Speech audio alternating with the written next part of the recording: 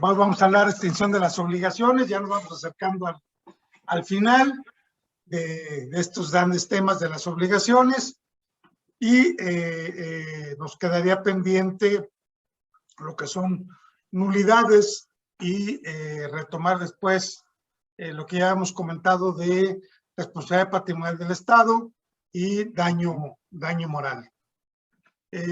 La forma tradicional de extinguir las obligaciones, ¿sí? Lo vamos a plantear como cualquier medio o elemento en el cual se extinga aquella cosa que se debe o la prestación adeudada o la obligación, y el efecto que tiene esta condición de extinción de la obligación es que retornan las cosas al estado que guardaban hasta antes del nacimiento de la obligación.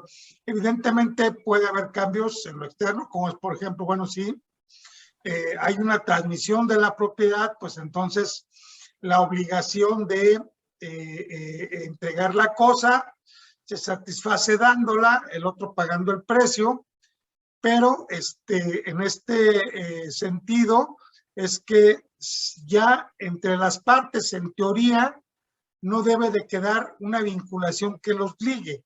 Entonces, cuando yo me refiero a que retornan las cosas al estado en que se encontraban antes del nacimiento de la obligación, es que ya no hay ese vínculo jurídico, aunque vamos a ver que algunas veces por disposición de la ley, este vínculo queda subsistente por lo menos durante un tiempo. Y pensemos en el caso de las garantías, de la obligación de responder del saneamiento por caso de evicción y de aquellos casos en los que la ley establece una causabiencia y que por lo tanto va a extender los efectos de la obligación, no obstante que ya se haya satisfecho. Las modalidades de extinción de las obligaciones las encontramos esencialmente en el pago, que es la forma tradicional y usual de extinción de las obligaciones, la compensación, la confusión, la remisión, que se llama remisión en materia civil, quite en materia mercantil, la novación y finalmente la nulidad de las obligaciones. Bajo este entendido de que la nulidad va a ser un capítulo por separado, en el cual se va a analizar todos los aspectos de la extinción mediante la condición de la nulidad. Ahorita vamos a ver solamente las primeras 5 formas de extinción de las obligaciones. El pago lo vamos a entender como el cumplimiento voluntario o forzado de las obligaciones debidas. El hecho de que yo tenga que acudir al tribunal para que constriña al deudor a que cumpla, no significa que ese cumplimiento forzoso no constituya un pago, ¿sí? Entonces, el otorgamiento de la prestación debida satisface la obligación y por lo tanto la extingue. Conforme al principio de pacta sunt servanda, el pago debe de hacerse en el lugar, modo y tiempo convenido. Obviamente que el no hacerse en el lugar, en el modo, en el tiempo convenido, no libera de la obligación, salvo pacto en contrario o salvo disposición expresa de la ley. Si yo quedé de pagar en el León, Guanajuato, ¿sí? Y te quiero pagar en Tijuana, pues evidentemente que como acreedor no estás obligado a recibir el pago en ese lugar. Y si yo te deposito, te hago el ofrecimiento de pago seguido de consignación en un lugar diverso al del pago, evidentemente que no podrá liberarse la obligación y el juez no podrá tener por satisfecha la misma. O sea, no podrá tenerle por hecha la consignación y por lo tanto la extinción de la obligación. ¿Quiénes pueden pagar? Pues la regla tradicional es que es el deudor.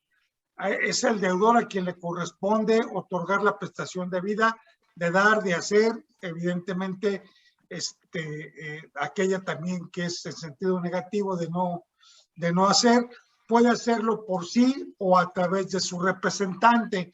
Recordemos también que cabría hasta la posibilidad de un gestor oficioso o la posibilidad de que haya una persona tercera que sin ser parte en el negocio tenga interés en el interesado, tenga un interés en que se haga el pago, que se libere esa obligación, pues por alguna circunstancia, ¿no? Por ejemplo, yo quiero comprarle a Oscar una casa que él tiene hipotecada y que entonces yo le digo, oye, Oscar, ¿cuánto debes de la hipoteca? Pues debo 300, la casa vale 500, bueno, pues yo voy a pagar la hipoteca, ¿sí?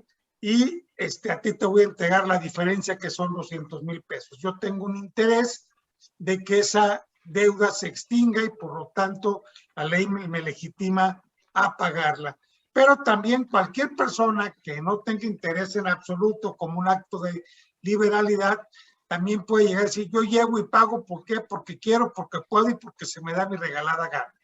No habría una condición en la que válidamente el acreedor se pueda oponer al pago de un tercero absoluto, salvo que hubiese alguna prohibición por la ley o que hubiera alguna condición ilícita en el pago. Pero la regla general es que el tercero absoluto, aquella persona que no tiene absolutamente nada que ver, puede llegar y generar el pago, inclusive hasta como un aspecto de gestión de negocios. Adelante, Gustavo. Sí, meramente, aunque es evidente, me parece, es decir, la cuestión esta del pago por tercero interesado, pues en principio también nos podría conectar con lo que ya vimos, formas de transmisión de las obligaciones, con la subrogación, ¿no? Uno y dos, que, bueno, en ciertos casos entonces, el interés, o más bien el concepto de tercero interesado que se maneja para el pago, es un concepto amplísimo, no necesariamente es interés, creo yo, no necesariamente es interés jurídico directo en el pago, sino es interés en el negocio, interés en el sentido mucho más amplio, ¿no? Para hacer referencia nada más. Listo. Sí, o sea, hasta un interés egoísta, ¿no? A lo mejor quiero quedar bien con una muchacha y le pago la cuenta del restaurante, ¿no? Entonces, en ese, o sea, aunque yo ni siquiera la conozca, ahí la vi sentada en una mesa, ¿sí? Y yo llego y le digo al mesero, oiga, tráigame la cuenta de la señorita, se lo pago y el mesero o el restaurante no se puede oponer a recibir el pago, ¿no? Y, o sea, hasta ese tipo de interés de esa naturaleza puede estarse planteado, ¿sí? En cuanto a quienes pueden recibir el pago, contraprestación, es el acreedor, evidentemente es el que se encuentra legitimado por sí o a través de sus representantes. Recordemos que la representación inclusive puede ser expresa, puede ser tácita. No perdamos de vista la figura de los gerentes, de los principales, de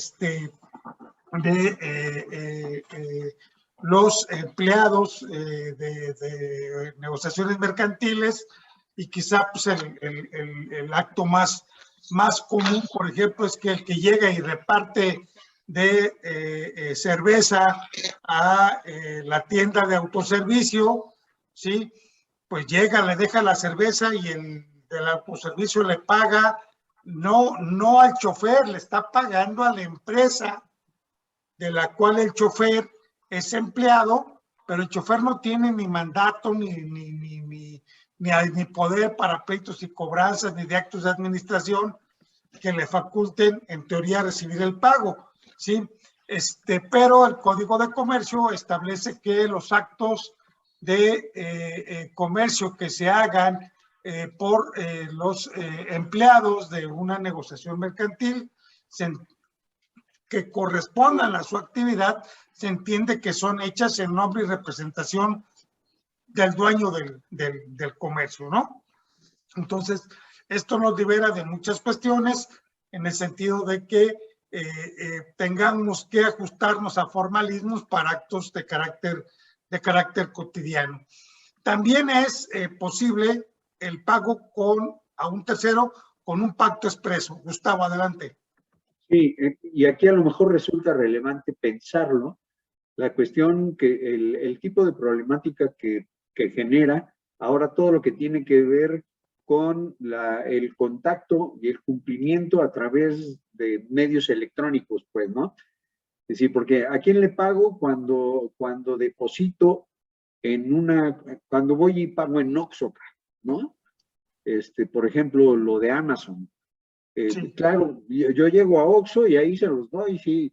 Ellos, se supone, tienen un acuerdo y lo mandan a Amazon, supongo, y cobran su parte. Pero genera, en la relación personal y directa, esto está clarísimo. En la cuestión electrónica, de repente, como que se difuminan un poco las cosas, pues, ¿no? Bueno, pero en el caso del comercio electrónico tienes un pacto expreso en el cual tú, mediante la aplicación electrónica, le das la alternativa de que te pague a través de un tercero, como sería el caso de Mercado de Pagos, como sería el caso de la utilización de estas tiendas de conveniencia, en el cual sería un pago a través de un tercero con un pacto expreso, y por lo tanto, al haber pacto expreso, el acreedor estar aceptando y reconociendo que será válido el pago que hagas a través de esa tercera persona. De otra manera, considero que no puedo llegar a plantear una condición de pago con alguien que no se encuentre expresamente autorizado. Yo acabo de ganar un asunto precisamente en el cual hay un contrato de arrendamiento y en ese sentido le pagan la renta, según dicen ellos, al empleado de confianza de mi cliente, ¿sí? Que casualmente falleció de COVID y evidentemente ya no había una forma de plantear este tipo de condición. Entonces yo lo que planteé es, ¿sabes qué? O sea, el señor no estaba autorizado para recibir pagos. El hecho de que, inclusive le puse, por ejemplo, en los alegatos al juez, pues ahora resulta, señor José Señoría, que si yo llego y le debo a usted 10,000 pesos y llego con el chico que recibe los escritos y le digo que le vengo a pagar 10,000 pesos y el señor lo recibe y nunca se lo reporta, yo ya eso no significa que mi deuda se encuentre liberada, ¿no? Sobre todo en ese contexto, yo siento que el demandado lo que quiso fue aprovecharse de que el señor había fallecido y dijo, pues, ¿sabes qué? Yo le pagué a la persona que falleció, pero evidentemente que el juez planteó en el sentido de que no se había acreditado que se habían hecho los pagos y por lo tanto autorizó la rescisión de ese contrato de arrendamiento. Entonces, sí hay que tener cuidado con esta cuestión de que el pago con pacto expreso tiene que estar bien especificado, pero también sí es posible, creo yo, que esto se dé por una condición en la que haya un elemento tácito, de tal manera que si yo reconozco, por ejemplo, el pago que le hicieron a Lupita como un pago que me lo hicieron a mí, ¿por qué? Porque llegaron al despacho, encontraron a Lupita y dijeron, oiga, buscamos a Alicia Muñoz, pues no se encuentra aquí, es que vengo a dejarle un pago, y Lupita, pues, con su agilidad mental, dice, déjemelo, yo le tengo aquí un recibo, yo se lo doy al licenciado, ¿sí? Evidentemente que este tipo de condiciones, si yo le doy un valor a ese pago, pues entenderá como bien hecho, ¿no? Las personas que no tengan capacidad de ejercicio, pueden recibir pagos, pero solo será válido el pago en cuanto aproveche al incapaz. En ese sentido, pues habría que ver qué tipo de pagos estaré llevando a cabo, ¿no? Yo creo que un pago de una situación en efectivo de dinero, pues el aprovechamiento es completamente íntegro. ¿sí? Un pago en especie, tal vez, si yo quiero darle en pago a una persona de, oye, te voy a dar en pago por los 50,000 pesos una computadora que vale 20, y el incapaz en su ingenuidad lo acepta, pues entonces el pago se tendrá hecho por los 20,000 pesos, que era el valor de la cosa que yo le di, y no por los 50, que era el valor de la obligación. Así entendería como un ejemplo de esto, Gustavo. Sí, bueno, dos cuestiones. Una en relación al tercero compacto expreso, no más ubicar, porque creo que no está explicitado. Ahí podemos estar hablando de una estipulación en favor del tercero, no solamente que le pague para que me entregue, sino que cumpla la obligación que tiene conmigo pagándole a un tercero, ¿no? Estipular. Pero cabe dentro tercero compacto expreso, me queda claro, pero no más explicitándolo. Y en relación a esto último que comentas, nosotros tuvimos un asunto en donde una persona decía haberle comprado a una persona, a uno que no había sido declarado en estado de interdicción, pero que sin embargo, de acuerdo con el Vox Populi en el caso, era una persona que no tenía capacidad propia de ejercicio, tenía 40 y tantos años, pero su edad mental era como de 12, una cosa, y esto era reconocido ampliamente, pues, ¿no? Entonces, una hermana dice, no, el terreno ese que le dejó mi papá, a mí me lo vendió y yo se lo pagué. Le di los 250,000 pesos, pensando en lo que comentabas, del pago en efectivo. A mí me parece que ahí no queda acreditado, aunque haya sido en efectivo, que el pago hecho al incapacitado, claro, ahí era probar que estuviera incapacitado, pero para los efectos del ejemplo sirve. El hecho de que haya sido en efectivo no acredita que haya sido aprovechado por él, pues, ¿no? Y creo que en el caso de incapacitados, de muchos incapacitados, adultos incapacitados, legalmente o con imposibilidad de emitir realmente en forma válida y libre y autónoma su voluntad, no produciría efectos, me parece. Eso fue lo que sostuvimos en el juicio ese. Finalmente se arregló de otra manera, pero... Sí, bueno, hay que plantear una cuestión. Las personas que tienen la capacidad de ejercicio es un requisito para la validez de los actos jurídicos. Por lo tanto, la recepción en pago a través de un incapacitado, en ese sentido, creo yo que estaría más en la situación de me vendió a mí el terreno. Bueno, es que el acto de la venta es nulo porque la persona no tiene capacidad de ejercicio, y la consecuencia de ello es que, declarada la nulidad, las partes se restituyen mutuamente sus prestaciones, quedando las cosas en el estado que se encontraban hasta antes del acto que fue declarado nulo. Yo planteaba el ejemplo de una obligación válida a favor del incapacitado, ¿sí? Y que en este sentido, si yo le debo 100,000 pesos al incapacitado y le pago 100, creo que en ese sentido el provecho es completo. En cambio... vuelvo a insistir, me parece que el hecho de que le pagues a un incapacitado que no tiene la capacidad, valga la redundancia, de realizar actos con una cantidad en efectivo como 100,000 pesos. Yo le pagué a él. ¿Qué hizo con ellos? No sé, pero yo le pagué. Me parece que con eso no queda probado, porque haya sido en efectivo, que le haya aprovechado. Pues, al contrario, lo probable es que lo haya echado a perder, sí, que lo haya desaprovechado, pues, ¿no?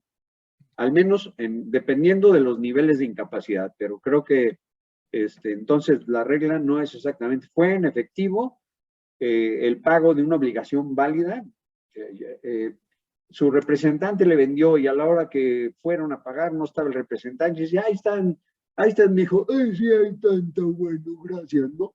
Chácatelas. Me parece que no sería no sería sostenible que porque se le pagó en efectivo, por ese simple hecho, haya sido un pago aprovechado, pues. Pero bueno, queda abierto de todas maneras. Ok, habría que analizar cada caso, el contexto, para poder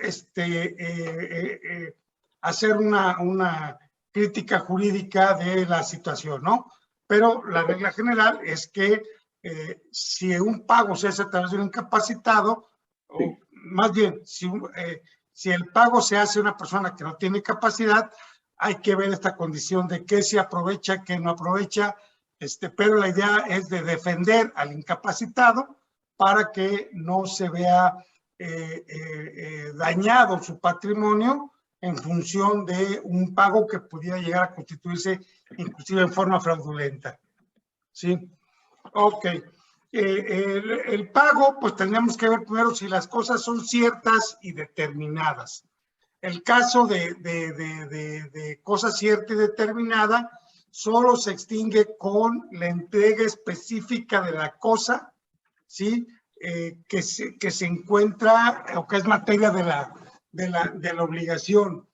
Si yo me comprometí a entregar un vehículo de la marca Volkswagen tipo Jetta, modelo 2015, con número de serie, fulano de tal, número de motor, 4 puertas, color plata, etcétera. O sea, cuando la cosa está definida, entonces solamente se puede pagar entregando esa cosa.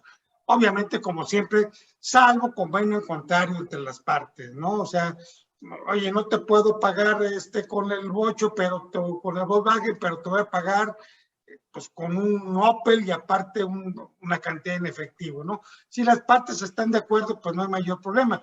La cuestión es que si las partes no están de acuerdo, entonces el juez no puede liberar de la obligación al deudor que no paga la cosa cierta y determinada en ese tipo de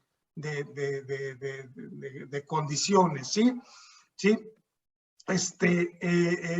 Bajo esta circunstancia también hay una regla en el sentido de que si las cosas no se han determinado, la obligación no surge sino hasta que se haya determinado la cosa y ya sea de carácter específico. Obviamente esto no implica para cuestiones genéricas o para cuestiones que se venden a granel o que se acostumbran a medir, pesar o degustar de acuerdo con las reglas del código, que es hasta que se haga el proceso selectivo, es que surge la obligación y en todo caso, si no especifico calidades, pues pago entregando una cosa de calidad media, ¿no? Entonces, en ese contexto, habría que ver el entorno de la obligación, la forma en que está planteada para ver la exigibilidad. Aquí una cosa que a mí me parece muy interesante en la parte del litigio es esta otra regla que yo la he utilizado y nos dice, el deudor puede ceder sus bienes en pago, pero solo se libera de la deuda hasta donde alcance su valor. Yo he planteado ofrecimientos de pago con bienes para evitar que se rematen en las 2/3 partes. Oye, yo te debo 1,000,000 de pesos. Tengo una casa que vale 800,000 pesos. Yo tengo 2 alternativas. Irme a pleito y entonces esperar a que venga la sentencia y que lo saquen a remate, que se haga el avalúo y que me digan que la finca se va a rematar en las 2/3 partes de su valor como base, o en este caso la finca va a representar una condición de, si vale 800, aproximadamente 600,000 pesos, poquito menos, ¿sí? O llegar y decirle, oye, ¿sabes qué? Con base en esto, cedo mis bienes en pago y aquí está el avalúo porque me evito yo que las 2/3 partes perdón, 1/3 parte de su valor quede depreciada por el simple hecho de sacarlo en almoneda. Entonces, hay gente, inclusive, o sea, en las 2 veces que lo he planteado, ha habido resistencia por la otra parte a aceptar la dación en pago. Las 2 veces han terminado con una cuestión de convenio, pero, bueno, al menos yo lo he hecho el ofrecimiento y digo, señor juez, califícalo, y yo es un derecho que como deudor tengo de ceder mis bienes en pago. Y bueno, aquí, ¿qué es lo que sucede? ¿Qué pasa si vale más? Pues creo que tengo derecho, no sé, no, en la práctica no tengo la experiencia, ¿sí? Pero creo que tendría el derecho de pedir que se me restituya el exceso del valor de lo que se dio en pago. Entonces, tal vez a lo mejor si mi casa vale 1,000,000 y debo 800, si la saco a remate salen 666,666. Si la doy en pago, pues vale 1,000,000, extingo mi deuda de 800 y todavía recibo 200,000 pesos. Creo que valdría la pena explorar esta alternativa. Reitero, yo lo he intentado 2 ocasiones, han terminado con negociaciones, pero creo que sería válido plantear la condición de pedir inclusive la restitución del valor excedente de aquello que ya hemos dado en pago. No sé si hay algún comentario. Adelante, Gus. Suena interesante, me queda claro cuando el valor es menor. Ahí más bien es una pregunta, ¿no? Cuando lo has planteado así, yo supongo que el juez lo que ha hecho es dar vista a la otra parte. Así ¿sí? es. Sí. Y ahí es donde hay la oposición, pero no se le da trámite como incidente. Mira, Decir, realmente no lo planteé resolverlo en la vía incidental como un incidente de pago, ¿sí? ¿Por qué razón? Porque no había llegado a sentencia. Entonces, en ese aspecto, yo simplemente lo hice como una promoción libre, diciéndole, oye, el Código Civil establece que tengo esta facultad, quiero ejercer esa facultad y ofrecer en pago, ¿no? Pero bueno, eso abrió puerta para la negociación. No tengo la experiencia de qué hubiera resuelto el tribunal para el caso de que las partes dijeran definitivamente no llego a ningún arreglo y no acepto la dación en pago. ¿Sí? ¿Por qué razón? Pues porque te concluyeron en otra circunstancia, ¿no? Sí, pero pues esto también planteaste la situación de yo doy en pago basura, y bajo esa circunstancia, yo recuerdo de una empresa dedicada a la química que está aquí por San Pancho, para no dar nombres, ¿sí? Donde había una deuda y llegaron y nos dijeron, ¿sabes qué? Ahí están esos fierros, cóbrate, ¿sí? Y pues sacamos un tanque que no sé ni qué diablos hizo mi cliente con él, pero le dije, aquí hay de 2 sopas, o nos llevamos a esa mugre y a ver cómo la rematas, o a ver qué haces con ella, o no cobramos, ¿no? Entonces, a veces hay que plantear ese tipo de situaciones y, bueno, pues ya se llevó un lobo y por relajo porque había que desmontarlo. Ignoro si eso tenía alguna cuestión de contaminante, yo ya no me metí en esos procesos. Pues recuerden que había problemas ahí de cobalto y cobre radiactivo en esa planta, ¿no? Entonces, yo sí opté por llegar y decir, este es el tanque que me voy a llevar, yo ya me voy, ahí quédense los trabajadores y háganse cargo de esa situación. Bueno, y en relación al comentario, es nada más, al comentario que hiciste respecto de cedo mis bienes por un valor superior al valor de de lo que se me sentenció o de lo que se me está reclamando, pues, ¿no? Me parece que ahí de entender lo que sí y que yo acreedor tendría que dar la diferencia, estoy modificando incluso las cargas, pues estoy imponiendo al acreedor la carga de tener que promover la venta en beneficio del deudor, pues, ¿no? Ahí yo creo que precisamente por eso el deudor, el acreedor tendría el derecho de negarse porque vale más y que saquen a remate, pues, ¿no? ¿Sí? O véndelo tú por tu cuenta, pues, pero como que no tiene mucho, sí tiene sentido cuando el valor es inferior a la deuda, hasta donde alcance, paga, pero como que me parece que no tiene sentido cuando no entra dentro de la lógica del sistema el que obligaras al acreedor a recibir y a tener que o comprar y pagar la diferencia o promover la venta y luego darle la diferencia, lo pones a trabajar en beneficio de su deudor, ¿no? Pudiera ser, yo creo que esa pudiera ser un sistema de interpretación.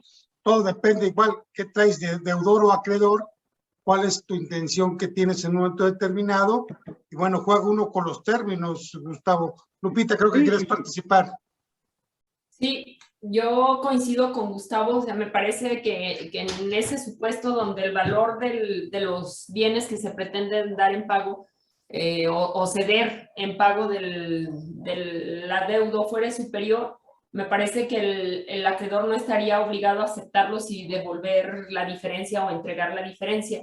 Ahora, también si, por ejemplo, hubiera un bien y dices, cedo este bien, pero el deudor todavía tiene más bienes, pues el acreedor podría no aceptar y cobrar con todos los bienes que tiene el deudor, con las limitaciones que el propio código establece en relación al porcentaje que puede ser en su caso embargado, pues, ¿no? Sí, bajo esa circunstancia, cuando hay más bienes, creo que no procedería porque precisamente una de las características del derecho de crédito es que el deudor responde con todo su patrimonio, ¿sí? Así. Pero si no hay más bienes, o sea, pensando que el único bien que yo tengo es una casa y te debo, y te repito, 800,000 pesos. Y la base, ¿sí? Yo tengo una casa que vale 1,000,000, no tengo otra cosa de la cual echar mano, ¿sí? Pues el planteamiento para mí podría ser es, yo lo cedo porque al final de cuentas estoy teniendo la intención de pagar con lo que tengo, ¿sí? Y que de alguna manera la idea es que tú no te puedes oponer a que yo te pague y la única alternativa que tengo de pago pues es con este bien. Sí, nada más. Pero habría que ver cómo lo resolvería un tribunal en un momento determinado. Coincido que si hay más bienes, no le veo mayor problema por esta condición, pero si es la totalidad de mis bienes, solamente reservándome aquellos necesarios para la subsistencia para que la cesión no resulte inoficiosa, pues creo que sería una alternativa viable desde mi punto de vista. Sí, nada más insisto en esa parte de, creo que el acreedor no estaría obligado a aceptar que en pago de un crédito de 800 le entregues uno de 200 y que se le imponga el que deba devolver 200, porque finalmente tendría que hacerse líquido y la manera de hacerse líquido en todo caso es mediante el remate, que venga alguien y lo compre y se pague hasta donde alcance el crédito, pues, ¿no? Y si hubiera remanente para el deudor, pues se ponga a disposición del deudor. Ok, nada más, si el remate es en ejecución, estaría yo de acuerdo con las 2/3 partes, pero si el remate no es en ejecución, pensando, por ejemplo, cuando nosotros solicitamos la autorización de una venta perteneciente a menores, ¿sí? Y no tengo un comprador al cual la autoriza, el precio base es el precio de avalúo. Ah, sí. De las 2/3 partes, ¿sí? ¿Por qué? Porque no se trata de una ejecución. Aquí la idea precisamente es evitar la ejecución para que vaya en perjuicio del deudor. Ok. ¿Sí? Adelante, Gus. No. Estoy diciendo sí. Me abre ahí una cuestión que no se me había ocurrido. Muy bien. Ok. Bueno, sí, yo lo que pasa es que yo cuando lo he hecho, no se había dictado sentencia, precisamente previendo esa condición de estoy perdido, no tengo otro tipo de alternativa, pues voy a ceder y entonces si la cosa vale 800, pues me la tienen que tomar en 800 y no en los 500 que sería en función de un remate judicial. ¿Sí me explicó? Sí. Y ahí está, tú dame mi cambio, no procede a la venta. Así es. Porque ahí está, o sea, no me voy a defender, reconozco la obligación, asumo la obligación y ahí está, cóbrate. Esto es lo que tengo, véndelo. Lo que me sigue siendo Pues ya ruidoso sería remate inclusive en el tribunal, pero no con la cuestión de las 2/3 partes, sino de su valor directamente de avalúo. Entonces, cóbrate tus 800 y del remanente ahí me lo entregas, me lo reembolsas. ¿Sí? Sí, nada más que si no hubiere postor en la venta, pues sí tendría que procederse a las retasas, me parece, pues, ¿no? Sí, ahí sí, si no hay, si en la moneda no hay quien, no se logra la venta, ¿sí? Para si la siguiente moneda tendría que hacerse con el descuento correspondiente.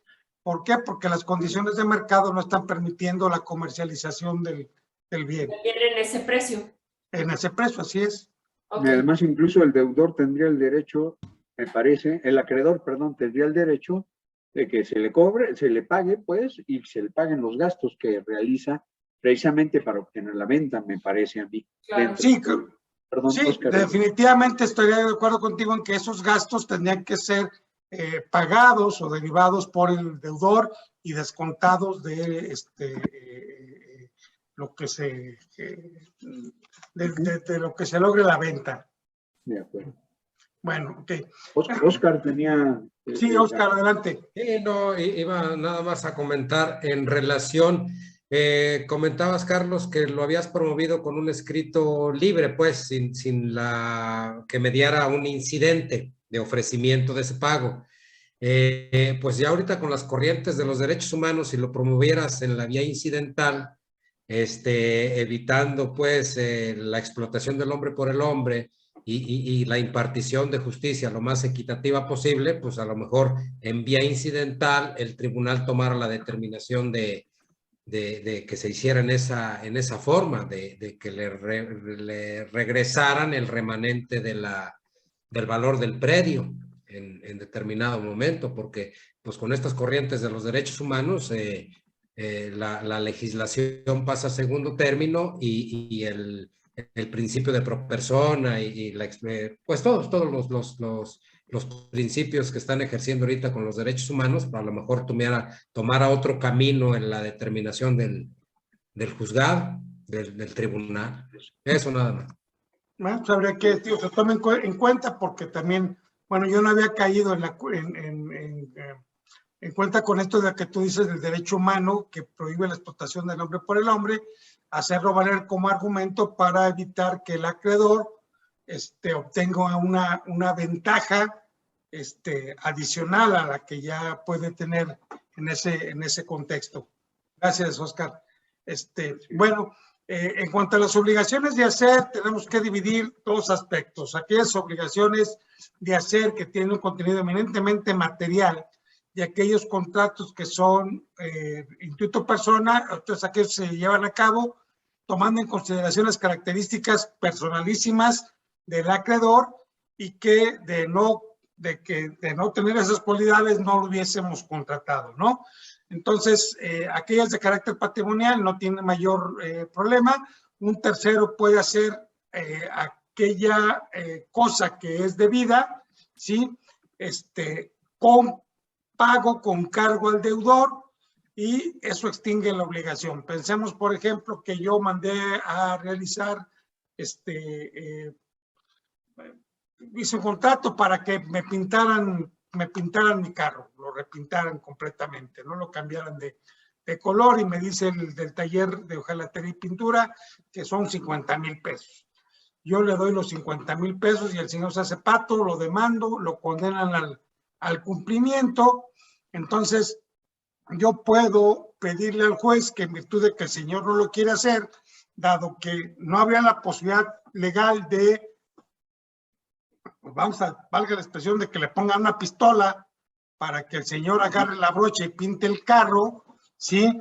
En ese sentido, dado que es una prestación de carácter de naturaleza evidentemente patrimonial, lo puedo llevar con cualquier otro taller de hojalatería y pintura que lo pinten, y entonces el costo que me cobró aquello, repercutirlo al deudor. Entonces se sustituye una obligación de hacer por una obligación de dar en la persona del deudor, trasladando este contenido de obligación hacia un tercero que lo va a realizar a cargo del deudor inicial.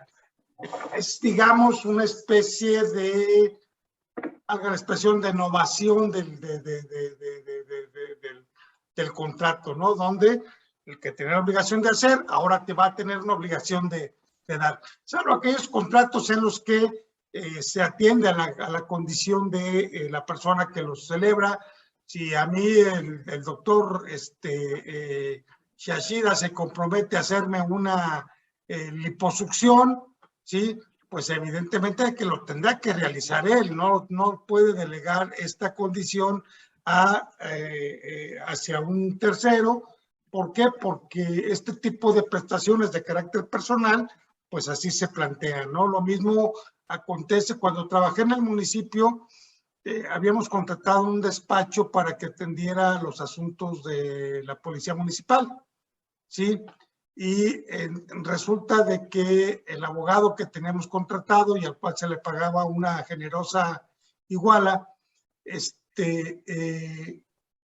pues nunca se presentaba en las audiencias, siempre estaban los asistentes. Y bueno, una de las cuestiones que dijimos es, señor, no podemos continuar así, le vamos a rescindir el contrato porque contratamos este despacho por usted. Entendemos que es normal que ocasionalmente pueda acudir a alguna de las personas de su despacho a atender los asuntos, pero no puede ser la regla general, ¿no?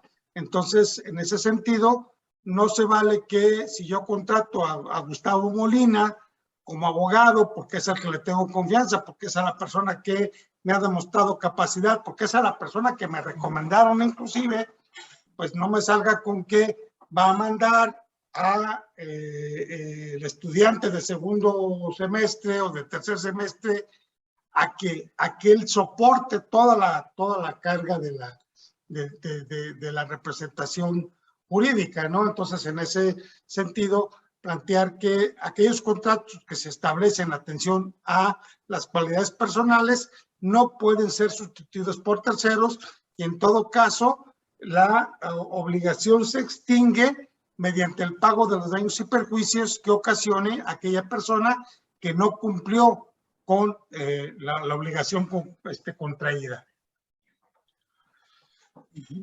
Bueno, el pago de tiempo en el cual hay incertidumbre respecto de cuándo se debe de pagar. ¿Sí? Yo me comprometo a pagarte 100,000 pesos. ¿Cuándo? Pues nunca decimos, pero yo te debo 100,000 pesos. ¿Sí? Estaría planteándose en el sentido de que la obligación se vuelve exigible dentro de los 30 días siguientes a ser requerido si la obligación es de dar, en este caso, dar una cantidad de dinero, ¿sí? Si la obligación es de hacer, habría que analizar el contexto de la obligación para poder justificar cuál sería el tiempo necesario conforme a la obligación para que ésta pueda ser concluida. No es el mismo tiempo que voy a ocupar en hacer una mesa que en construir una casa. Sí, evidentemente tampoco será igual que yo tenga que construir una casa de 50 metros cuadrados a que tenga que construir un edificio de cinco niveles, ¿no? Bajo esas circunstancias, pues hay que ver a juicio de peritos cuál es aquel tiempo que sea necesario para el cumplimiento de la obligación. Y en este contexto también, pues plantear hasta un colchón, ¿no? Yo creo que a todos nos ha pasado de que pues llegamos con el mecánico, le decimos, oigan, ¿cuánto tiempo me repara mi vehículo? Mañana véngase a las 9 de la mañana y pasa una semana y todavía sigues a pie. Y si vas a construir y te dicen que te entregan en 3 meses, vete echando cuentas de que vas a llevar de 10 meses a un año para que te entreguen ya terminado, porque surgieron detalles, etcétera, ¿no? En ese mismo contexto, el hecho de que se planteen inclusive condiciones de temporalidad aún dentro de la ley, y pensamos en el caso de los tribunales, ¿sí? Tiene 3 días para resolver. Bueno, yo tengo amparos que han tardado hasta 3 meses en en admitir la demanda nada más, ¿sí? Entonces, a pesar de que la ley dice que tiene que resolverse dentro de las 24 horas. Entonces, bajo esta circunstancia, habría que analizar la temporalidad. Importante, ¿no?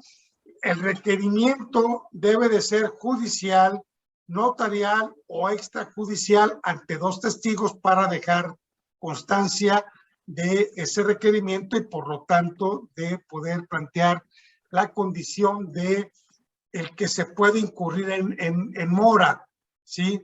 Entonces, esto es fundamental. Generalmente las que a mí me tocan ha planteado de hacer un requerimiento judicial diciendo, oye, ¿sabes qué? En relación con esta obligación, en este momento te requiero de pago y te advierto que conforme a la ley cuentas con un plazo de 30 días para pagar y si no lo haces, pues incurrirás en mora. Sí. En el pago del domicilio incierto, pues si no se pactó un lugar de pago, será en el domicilio del deudor si se trata de un derecho personal, un derecho de crédito, ¿sí? No de una obligación, ni de una obligación real, porque recordemos que la regla es que las cosas se rigen por el lugar de la ubicación de la cosa. Entonces yo no te puedo entregar una finca pues, en tu domicilio, te lo tengo que entregar donde esté el inmueble, ¿no? En cambio, si se trata de una prestación personal, un derecho de crédito, entonces, en ese sentido, se tiene que, como lugar de pago, el del domicilio del deudor. Sí, aquí también he tenido la experiencia de haber ganado juicios en el cual dicen, oiga, es que este señor me debe, digo, ¿sabes qué? Yo no he incurrido en mora, sí te debo, pero no estoy en mora. Son 2 cosas distintas. Una cosa es yo te debo y otra cosa es ya me constituí en mora. ¿Por qué? Porque si no se señaló el lugar del pago y la ley no especifica un lugar en particular, entonces se entiende que es el del domicilio del deudor y si tú no demuestras que me viniste y me requeriste de pago, ¿sí? Yo sigo debiendo, ¿sí? Yo no pagué en el tiempo especificado, pero no estoy en mora porque no me cobraste en el lugar que me debiste cobrar. Y recordemos nuevamente la primer lámina. El pago se tiene que hacer en tiempo, forma y modo que se hubiese pactado. Si no se pactó y la ley señala una suplencia de la voluntad, entonces esta suplencia de la ley forma parte integrante del contrato. Si yo quedé de pagar una cantidad, pero no pactamos el lugar de pago, ¿sí? Entonces la ley suple y se entenderá que hay una cláusula en ese contrato que dice que el lugar de pago será el domicilio del deudor. Y si no me veniste a cobrar, a pesar de que yo no te haya pagado en el tiempo, ¿sí? No estoy en mora porque no cumpliste con el requisito de cobrar en el lugar que tenías que haberlo cobrado, ¿sí? Si se pactan varios lugares, entonces cualquier lugar de ellos es válido a elección del acreedor. De acuerdo. Bueno, hay una serie de presunciones vinculadas al pago, ¿sí? La primera de ellas es que el pago hecho después del vencimiento y aceptado por el acreedor extingue la obligación. O sea, me debiste haber pagado hace un mes, me estás pagando ahorita, yo acepto el pago, la obligación está extinta y se entenderá como si hubiese sido pagada en tiempo, ¿sí? El acreedor no está obligado a hacer descuentos por pagos anticipados, ¿sí? En este contexto es, yo te voy a pagar antes del vencimiento para darme un descuento. Si lo quiere hacer el acreedor, lo puede hacer. Si no lo quiere, no tiene la obligación de establecer descuentos, ni siquiera a cuenta de intereses, ¿sí? Si se pactó un interés ordinario y no se plantea la cuestión de que sea sobresaldos insolutos, sino un interés fijo, entonces ni siquiera esa condición está planteada. Los bancos acostumbraban mucho el pago de la penalización por pago anticipado, bajo el argumento de que ellos hacían un préstamo con una expectativa de ganar un interés y que el pago anticipado los privaba de esa ganancia que ellos tenían como expectativa, ¿no? Entonces, no sé si este tipo de condicionantes se encuentre ya declarada o no como ilegal o improcedente, pero de teoría es válida la cláusula que pacte que el pago anticipado cuente con una penalidad, ¿sí? A contrario de esta condición de que no está obligado a tener descuentos, ¿sí? Los gastos de entrega serán por cuenta del deudor. Entonces, si yo tengo que entregar una cuestión, no pactamos quién va a pagar los gastos de la entrega, la ley dice le corresponden al deudor. Las prestaciones periódicas plantean una presunción interesante. El recibo del pago de la última prestación presume el pago de las anteriores, salvo pacto en contrario.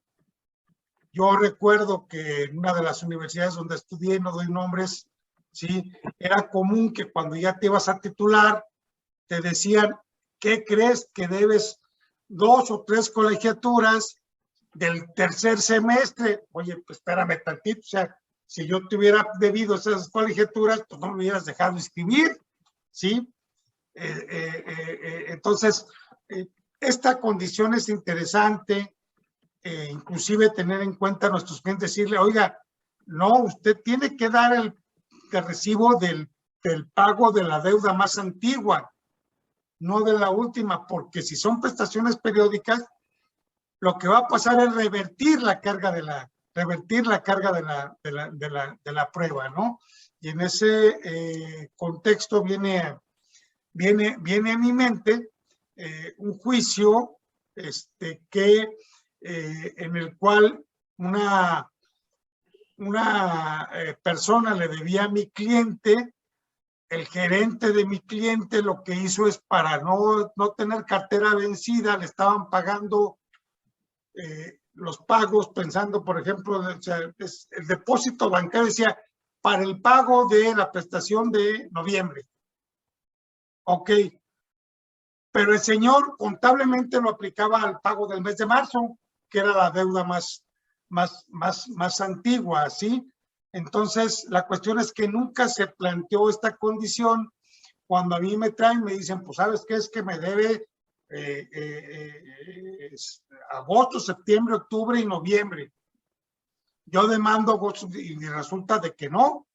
El señor dice, oye, espera, me está pagado y aquí está el comprobante de transferencia donde viene esta situación y evidentemente que hay que tener cuidado con esas circunstancias y plantear a nuestros clientes pues que tengan cuidado con estas condiciones porque se presta precisamente a que en un juicio pues no podamos cobrar una prestación que son de las que son adeudadas, ¿no?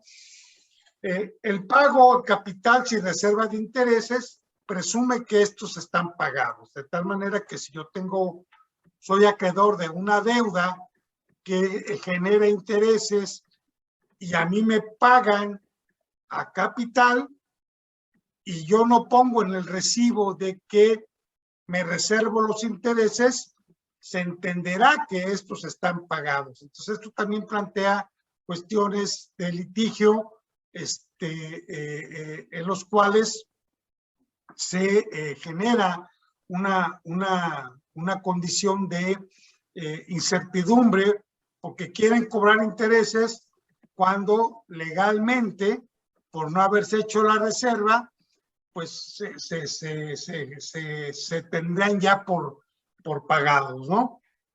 Y la última presunción es que la entrega del título en el que conste la obligación hecha al deudor hace presumir el pago. Quizás la fórmula más genérica de esto son los títulos de crédito, ¿no? El pago de los títulos de crédito es contra la entrega del documento, de tal manera que si yo debo un pagaré y yo tengo ese pagaré en mi poder, automáticamente se entiende que ya está hecho el pago.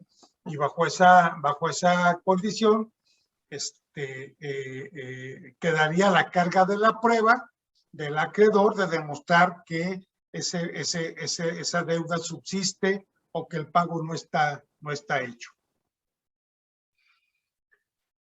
Bueno, perdón, hay más presunciones.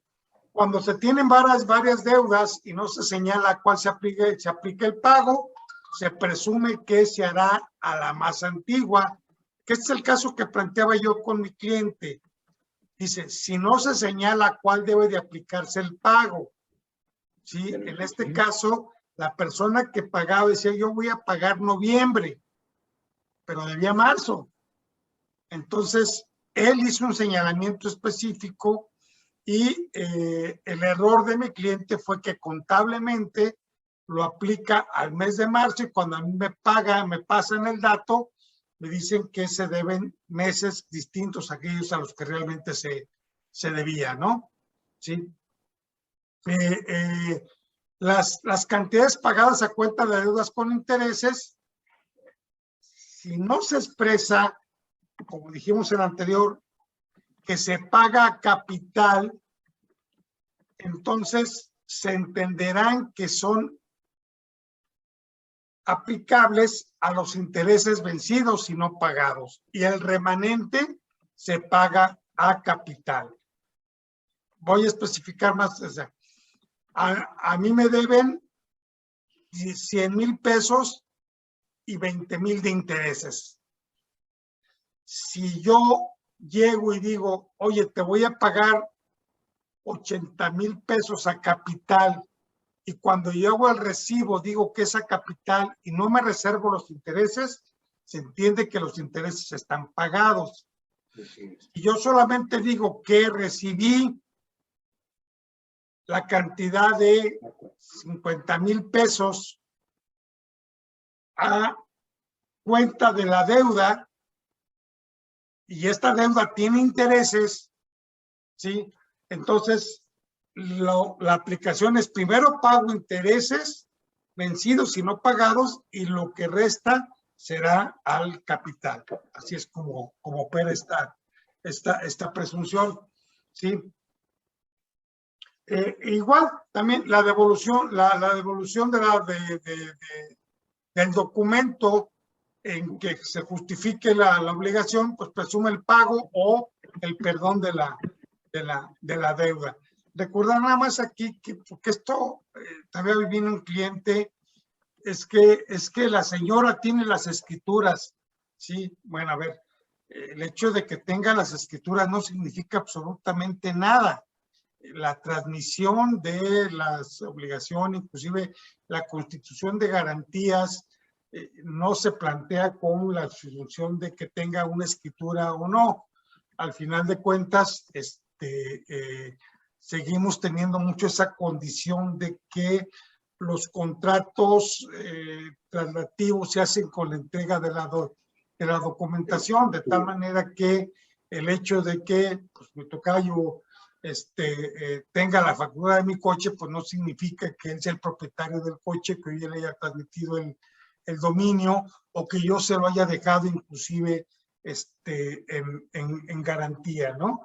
Entonces, en ese contexto, sí tener muy claro este tipo de condiciones.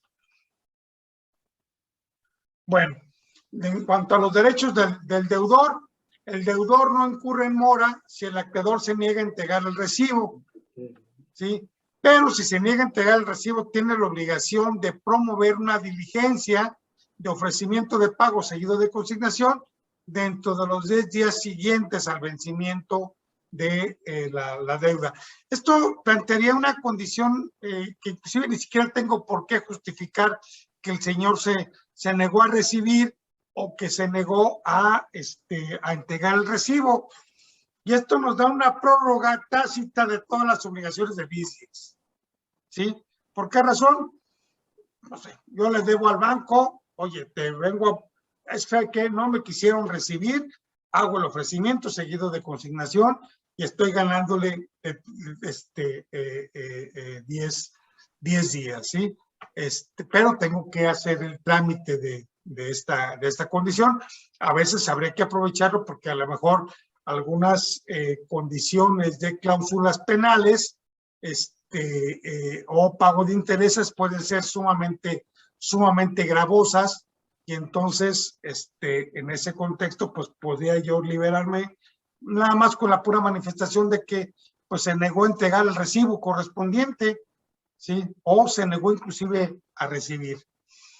Cuando el acreedor recibe una cosa diversa y lo acepta como pago, pues el pago es perfecto, ¿no? ¿Por qué? Porque decimos la libertad contractual. Sí. Ok. La compensación es cuando las partes tienen recíprocamente el carácter de deudor y acreedor y ambas deudas son líquidas y exigibles, ¿sí? Las deudas se compensan hasta por la diferencia de la deuda menor. Pensemos, Pedro y yo tenemos relaciones comerciales, él me compra, yo le compro, yo le vendo, él me vende y al final de cuentas Pedro me debe 100,000 pesos y yo le debo a Pedro 80,000 pesos. ¿Sí? En ese sentido, Pedro me demanda, dice, págame los 100,000. Yo le digo, ¿sabes qué? Tú me debes 80. Ambas deudas tienen que ser líquidas, esto es, traducidas a un valor monetario y ser exigibles en el sentido de que sean de plazo cumplido.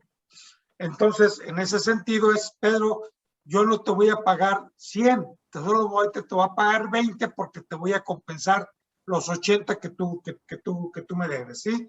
Entonces, esa deuda se transforma de 100 en 20, pero se extinguen simultáneamente las dos deudas o se extingue la deuda en la porción de la deuda menor.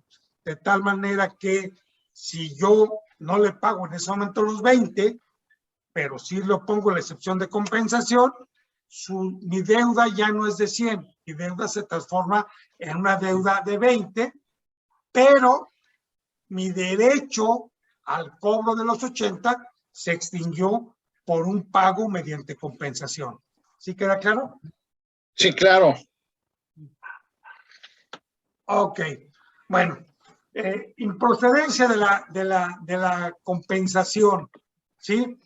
No se puede compensar si hay pacto expreso que prohíba la compensación entre las partes. Entonces, si hay una cláusula que específicamente diga que no se puede compensar, no lo podemos hacer.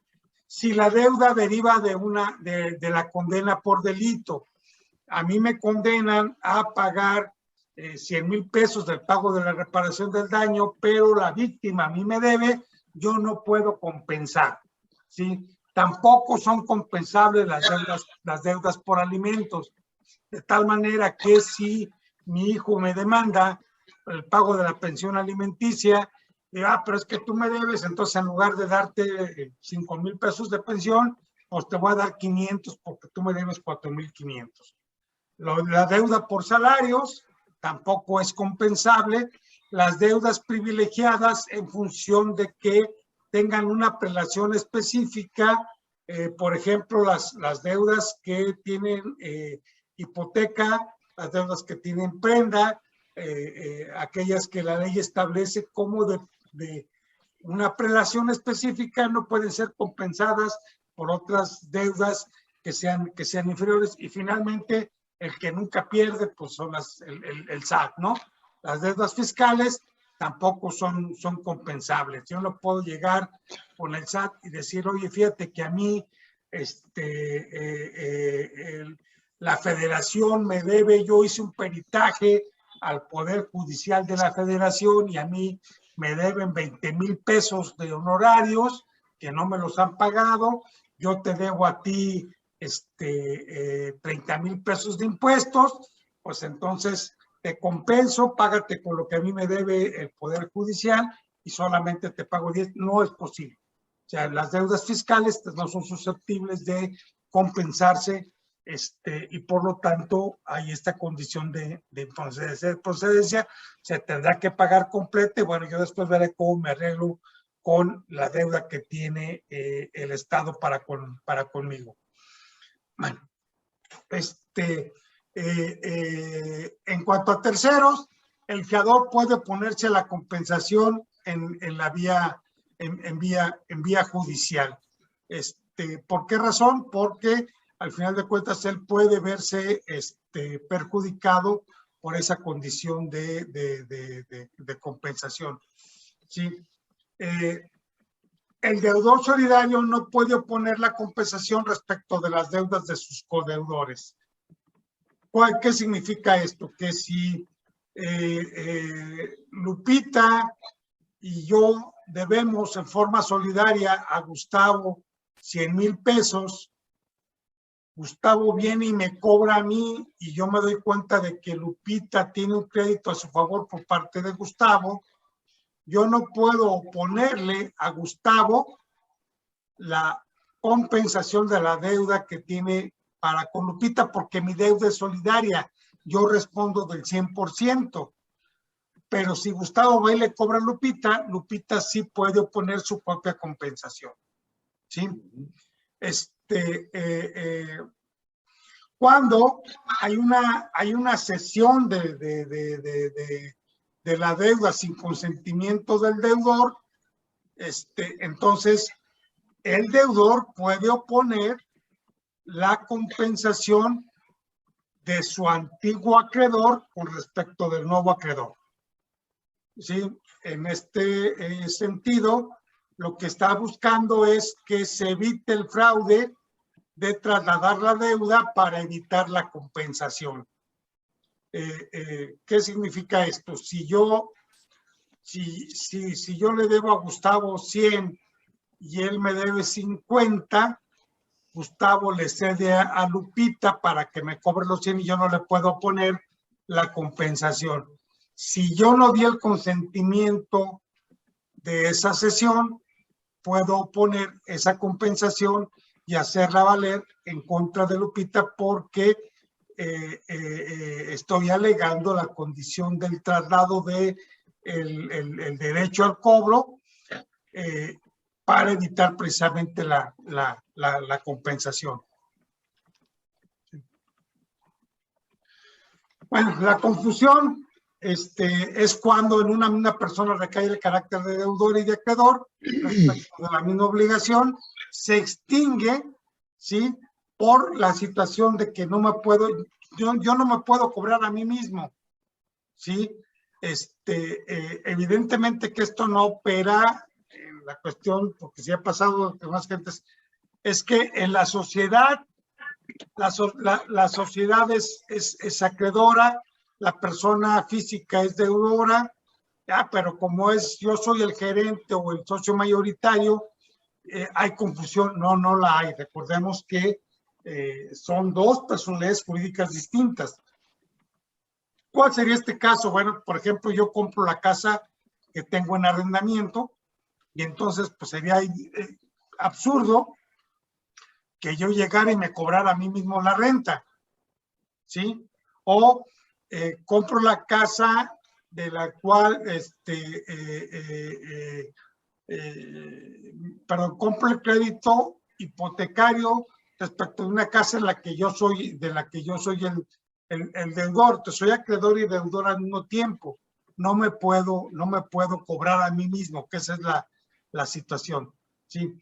Si cesa la confusión, se reasume la obligación.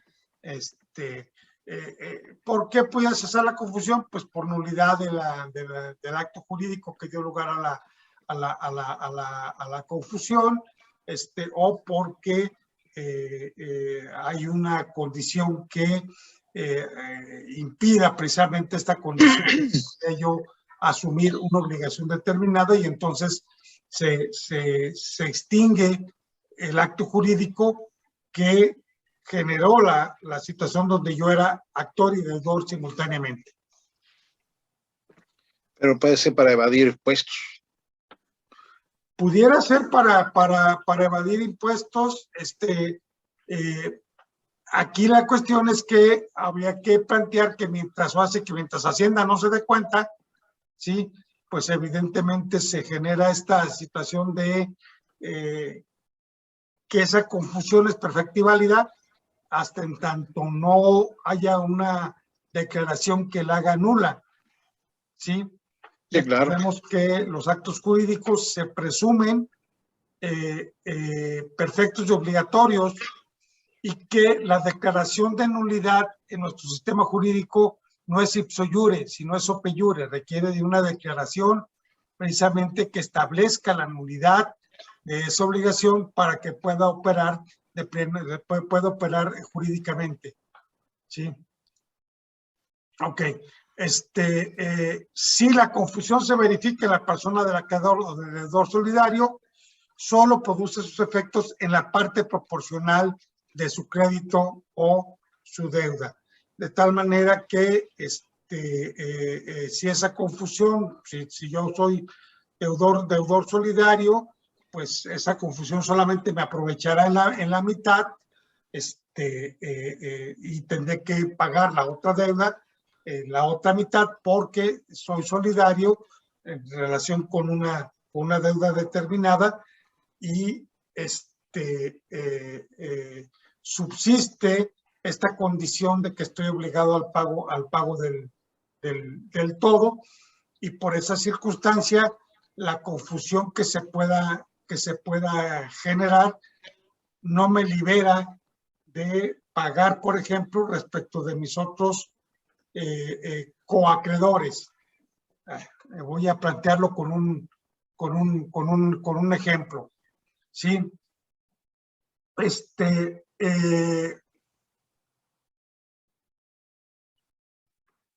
Oscar y yo somos copropietarios de una finca, ¿sí? De la cual yo estoy rentando, ¿sí? Y que en algún momento determinado yo le tendría que pagar solamente la mitad de la finca. A ver, creo que tengo que replantear. Sí.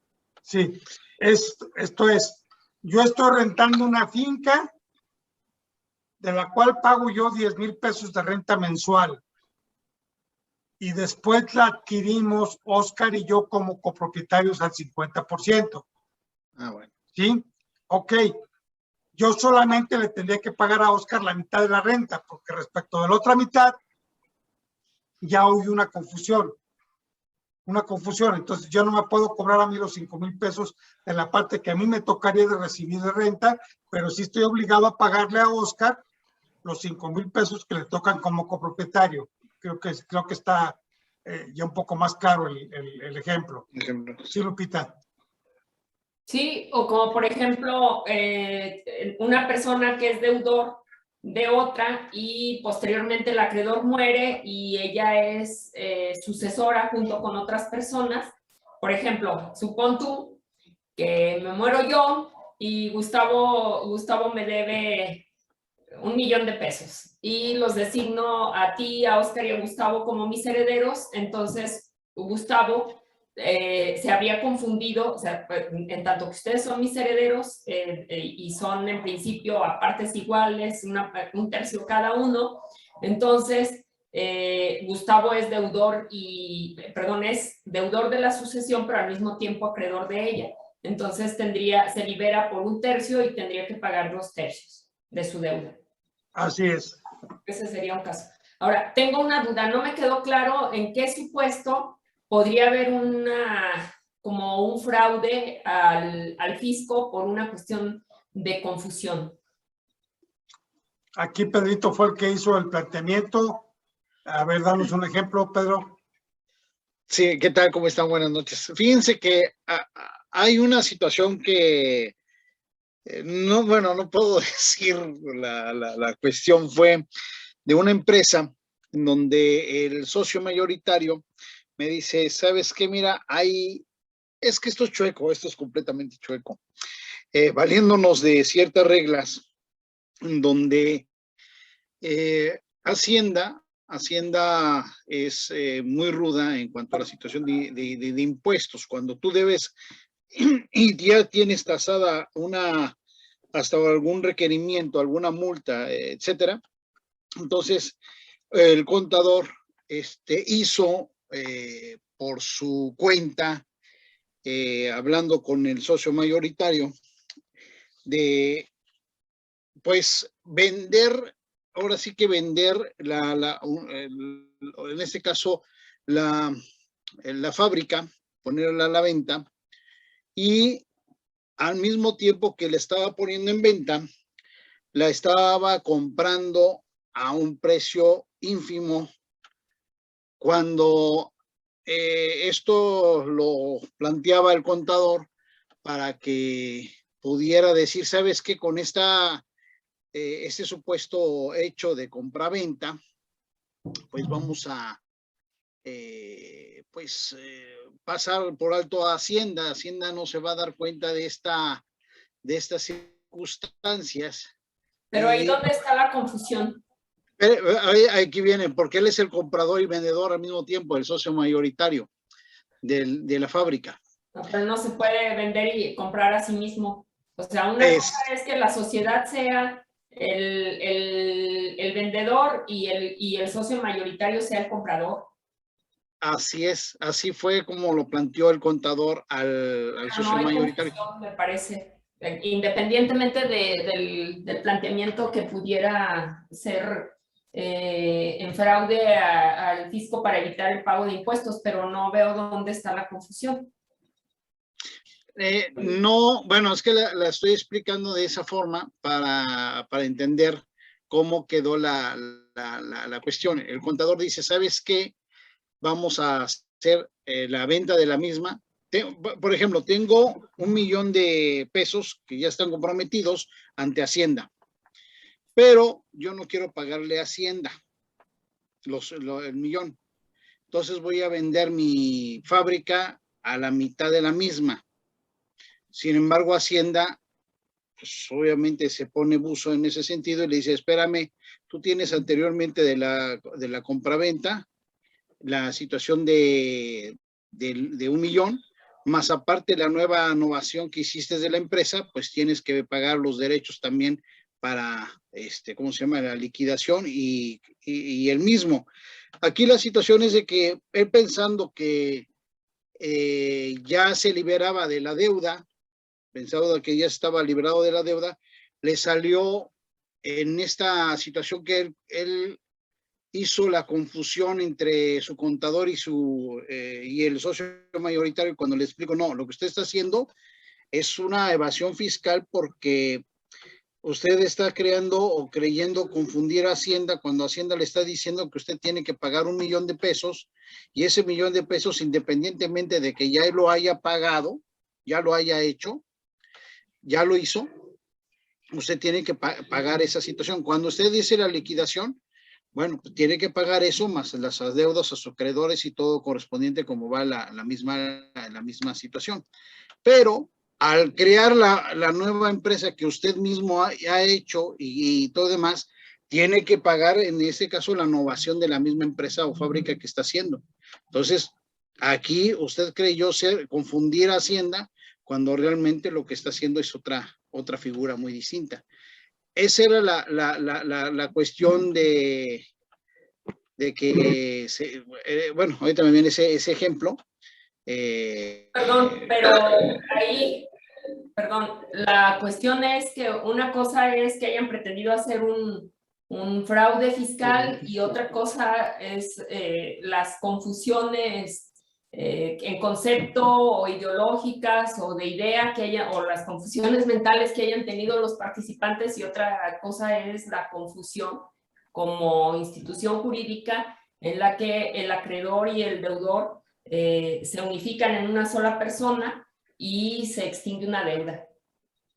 Sí, estoy de acuerdo contigo, nada más que aquí no replanteé la situación. Fue en ese momento que se me vino a la mente, por eso hablé sin querer cuando estaba hablando Carlos, se me vino la situación de este ejemplo, en donde el socio mayoritario hace este brinco pensando que va a confundir o que va a exentar a la situación, como bien lo dices, y es una defraudación fiscal completamente. O sea, es una situación muy, muy distinta a lo que pensaba él, confundir o hacer creer o hacer caer en el engaño a la misma Hacienda, cuando no es así. Lo que él hizo fue engañarse a sí mismo de todo lo que se hizo, realmente, y pagó más. Ok, sí, nada más aclarar que la confusión no está en términos de psicológicos, de una distorsión de la realidad, ¿sí? O de una simulación de actos jurídicos. La confusión como institución jurídica que extingue obligaciones es que quede constituido respecto de una misma deuda la persona en una persona el carácter de acreedor y de deudor, de tal manera que no te puedes cobrar a ti mismo, ¿sí? Luego me recuerdo un personaje que traía siempre, en cada bolsa traía sus apartados, ¿sí? Y entonces, inclusive él como comerciante que era, él se pagaba a sí mismo un sueldo, ¿sí? Y entonces él llegaba y decía, a ver, de esta bolsa que es la de las ventas, pero era una persona física, no era una persona moral.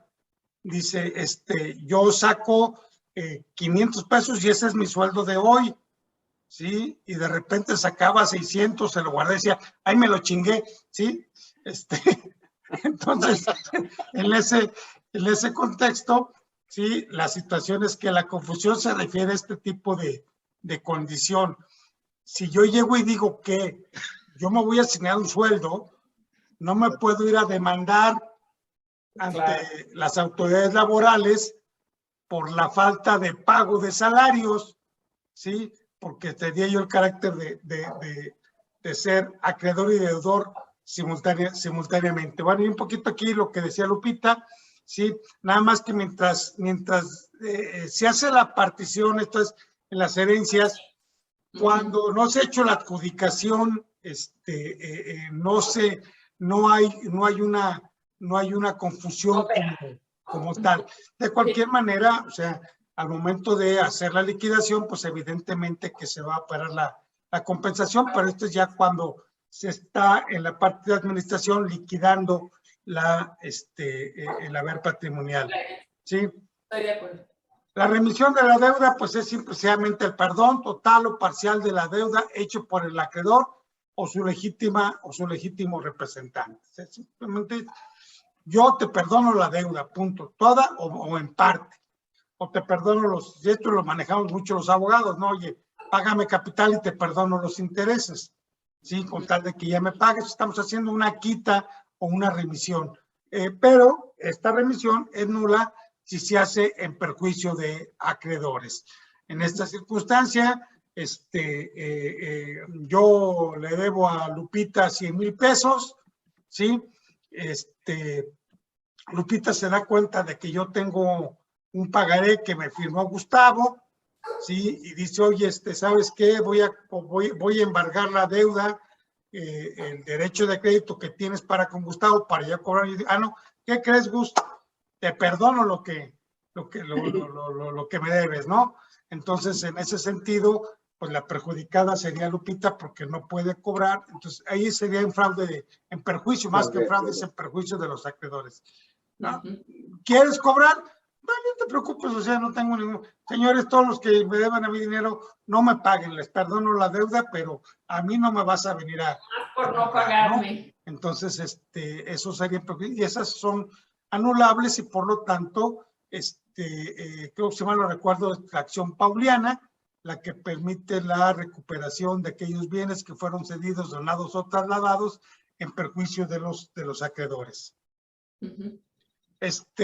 Y esto es una cuestión que es importante, el perdón de la deuda principal extingue las accesiones salvo pacto en contrario. O sea, yo puedo llegar a decirte, al revés, como decíamos, hace un momento dijimos que acostumbramos mucho, págame la capital, no me pagues intereses.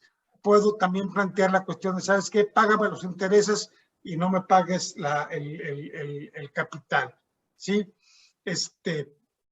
Y el perdón, se entiende que el perdón es una condición que se hace en atención a la persona o a las características específicas de un contrato determinado, ¿sí? Pero la remisión a un fiador solidario no aprovecha a los demás cofiadores. ¿Sí? Puedo llegar a decir, ¿sabes qué? Te libero a ti, tengo tres avales, yo puedo perdonar a uno de ellos, pero no le aprovecha a los demás, como no pasa con los fiadores. La innovación, ya para concluir, creo que es el acuerdo de voluntades por la cual se pactan las modificación sustancial de las obligaciones. Yo te debo 100,000 pesos y vamos a sustituir esa deuda de 100,000 por otra distinta que es la de entregarte un vehículo, ¿sí? Entonces, en realidad lo que estamos haciendo es pues generando una nueva obligación. Esta queda extinta y la vamos a sustituir por esta otra. Yo creo que el tratamiento es que serían dos actos jurídicos vinculados, pero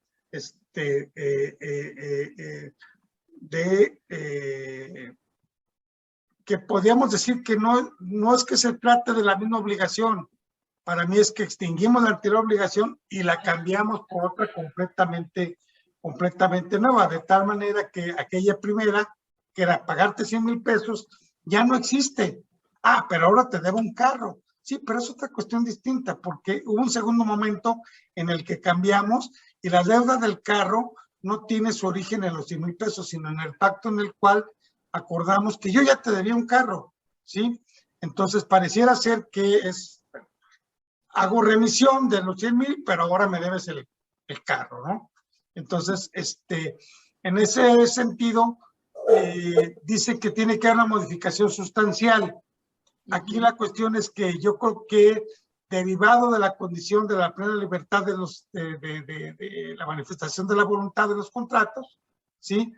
Pues cualquier cuestión de, oye, ¿sabes qué? Mira, yo te debo 100, ok, pero a ver, no te voy a pagar 100, sino tengo para pagarte 100 más te voy a pagar 80 y una computadora. O, ¿qué sucede cuando ampliamos o modificamos plazos? ¿Sí? no te voy a pagar en una sola exhibición, te voy a pagar en una anualidad con pagos mensuales de tanto.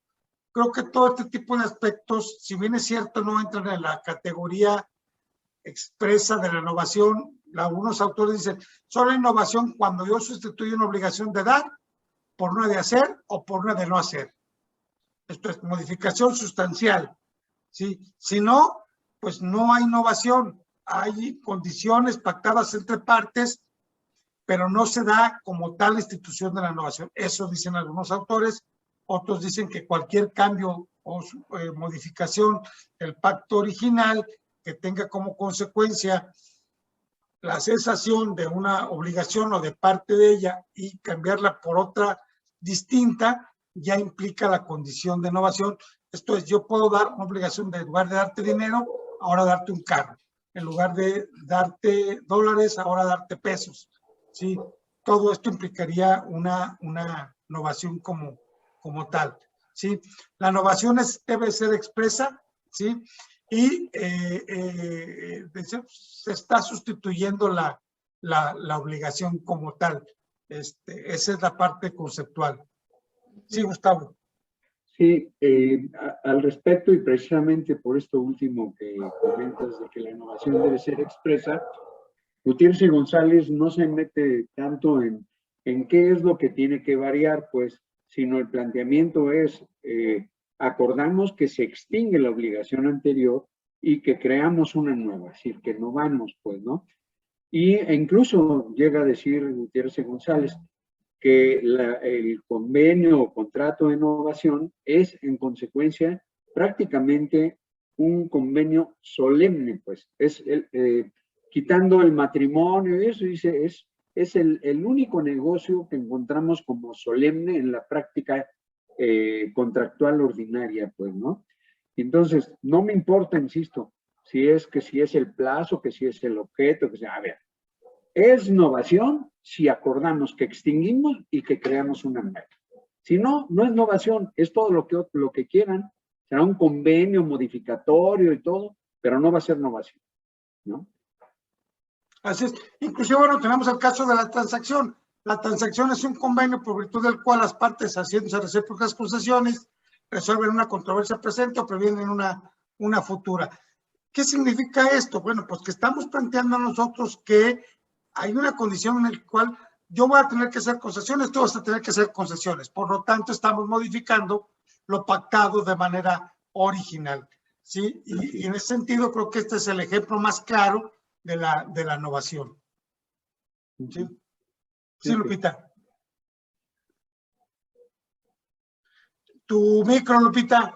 Sí, perdón, pero allí el planteamiento, o sea, creo que lo que refiere Gustavo y que recoge el Código Civil para el Estado es precisamente que la innovación debe señalarse de manera expresa como innovación, porque si no lo dices, puede ser que sea una transacción o que sea por ejemplo, en los contratos bancarios que luego hay, o financieros que luego hay reconocimientos de adeudo, modificaciones al contrato original, se entiende nada más como modificatorios del contrato original, pero no extinguen la obligación previa, aunque muchas veces sí hay modificaciones sustanciales en cuanto a plazo, incluso montos, porque puede ser que haya reconocimiento o perdón, no reconocimiento, sino capitalización de intereses. Entonces, pero la obligación original no se extingue. Sí, bueno, aquí habría que plantear una cuestión. Acuérdense que toda manifestación de la voluntad en cuanto a la solemnidad que dice Gustavo, creo que tiene que ser en la condición precisamente de que debe de ser una condición expresa. A ver, yo planteé lo siguiente. Yo me comprometí con Gustavo a hacer una mesa, ¿sí? Y al paso del tiempo le digo, ¿sabes qué, Gustavo? No te voy a poder hacer la mesa, pero te voy a dar 5,000 pesos. Lo ponemos por escrito. Tenemos ese convenio que decíamos que era de, de hacer, tenemos un contrato por escrito y ahora hacemos algo que le vamos a poner convenio modificatorio. Es decir, que en lugar de hacer la mesa, me comprometo a entregarle 5,000 pesos el día último del año. Pregunta, ¿la obligación de hacer se extinguió? Sí. Él ya no puede acudir a tribunales, aunque no le pongamos novación. ¿Sí? Él ya no puede acudir a tribunales y decir, oye, vengo a que me hagas la mesa. No, espérame tantito. Te pongo la excepción de novación porque aquí tengo este documento que expresamente indica que cambiamos la obligación de hacer por una edad. Yo no te debo una mesa, te debo 5,000 pesos. Sí, Gus. Sí, lo que pasa es que en ese planteamiento yo preguntaría, ¿y dónde está lo expreso de la innovación? Uno. Y dos, el hecho, o sea, a mí no me convence porque no hay disposición expresa que diga que solamente cuando cambias el tipo de objeto del negocio es que estás innovando, pues, ¿no? Lo que dice es que tiene que ser expresa la voluntad de innovar. Y la voluntad de innovar no es de otra manera más que cuando dices, con unas palabras, con otras o con otras o con otras, pero dices que la obligación anterior se extinguió. En el caso que planteas de la mesa, claro que es una jaladísima, no el ejemplo, sino a donde voy. Es decir, ¿qué tal si era nulo el contrato de fabricación de la mesa? Por la razón que fuera, era nulo. Y después hicimos este convenio. El convenio es modificatorio, y si es modificatorio y era nulo aquel, estaba afectado en una nulidad absoluta, sigue siendo nulo. Y mi documento base de la acción es el convenio modificatorio más el contrato original, si es que lo hay, evidentemente, ¿no? Mientras que en la innovación, mi título base de la acción es mi contrato de innovación. No tengo que invocar el convenio, el acto jurídico anterior, ese se extinguió. En cambio, en el otro no. Entonces, por eso que tiene que ser expresa, me parece. Sí, aquí la cuestión era, porque creo que le entiendo que Lupita decía que tiene que ponerse que es una innovación y que no puede ser que expresamente se señala que se extingue la obligación previa. O sea, para que haya la innovación expresa, pues.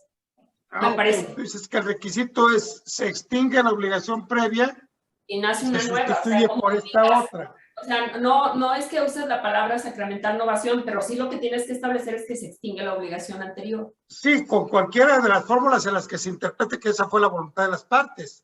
Ajá. Sí, okay. Ahí entonces sí estamos de acuerdo. Yo pensé que estaba refiriéndote a que hubiese una mención específica, ahora sí que digamos por escrito, pues casi, sí, aunque no dice que deba constar por escrito, dice que se expresa, no significa que conste por escrito, sino que haya una exposición indubitable de la voluntad de sustituir la obligación primigenia por una nueva. Anterior. Ajá. Sí, bueno, aquí viene el caso que planteaba Gustavo. Si la primera obligación fuera nula o se hubiera extinguido antes de la innovación, esta sería inexistente por falta de objeto. Claro. ¿Sí? Entonces, ¿por qué? Porque la causa de la causa es causa de lo causado, el fruto del árbol envenenado. Como consecuencia, los actos jurídicos nulos no pueden generar un acto jurídico válido, ¿sí? Ni lo que nace viciado transmite el vicio hacia lo demás, si es consecuencia directa e inmediata, ¿sí? Si la innovación es nula, lo que hace es que la nueva obligación se anula, pero renace la anterior. Claro. ¿Sí? Muy bien. Respecto con terceros, la innovación extingue la fianza, hipoteca o cualquier contrato de garantía, salvo que los fiadores, avales o garantes hipotecarios o prendarios manifiesten su voluntad de proseguir como garantes. De tal manera que yo estaba garantizando una obligación determinada. Si tú la cambias sin mi consentimiento, yo me libero de la obligación de seguir garantizando. Claro que esta disposición podría no existir, porque es solamente la innovación extingue, porque si no se innova también eso, pues, ¿no? Exactamente, sí. Sí. Ujú. La novación pactada con un deudor solidario extingue la obligación de los demás codeudores. ¿Por qué razón? Porque se extingue la obligación primigenia y si ya se extinguió, pues esto beneficia a todos los deudores solidarios. Claro. Sí. Y tan. Por eso hay tan pocas novaciones. Sí, bueno, pues es que en realidad no es una figura que resulte atractiva en los negocios jurídicos, ¿no?